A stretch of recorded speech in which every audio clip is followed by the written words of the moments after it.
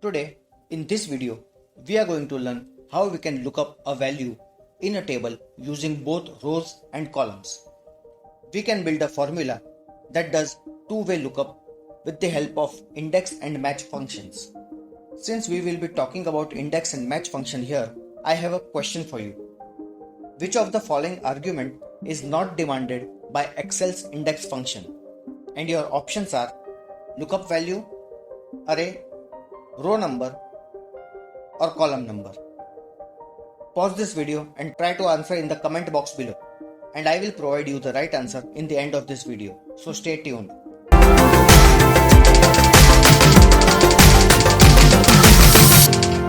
Hi, I am your tutor and welcome to my channel Learn in 5 minutes.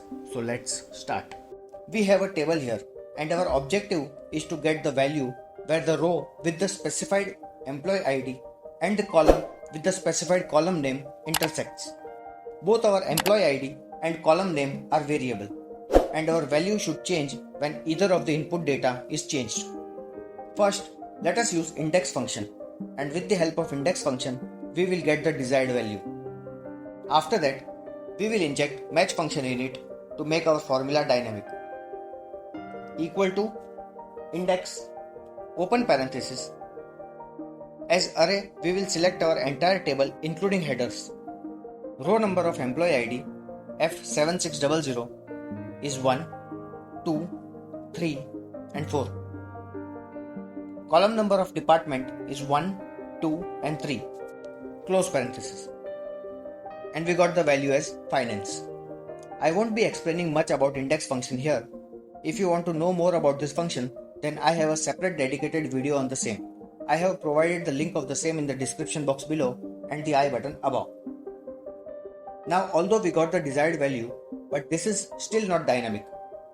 To make this dynamic, we need to make the column number and row number variable depending upon the provided employee ID and column name.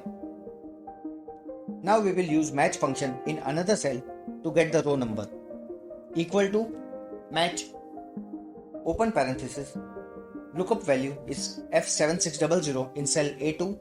Lookup array is from A4 till A17 and match type is 0, which means exact, and close parenthesis. And we got the result as 4, which is our row number.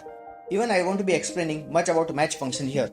If you need to know more about this function, then I even have a separate dedicated video on the same. I have provided the link of the same in the description box below and the I button above.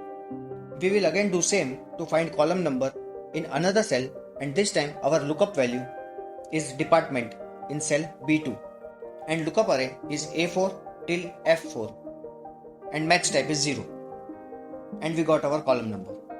Now we simply need to replace our row number 4 in index function with our match function, which got us row number, and similarly we need to replace the column number 3 with our match function, which got us column number.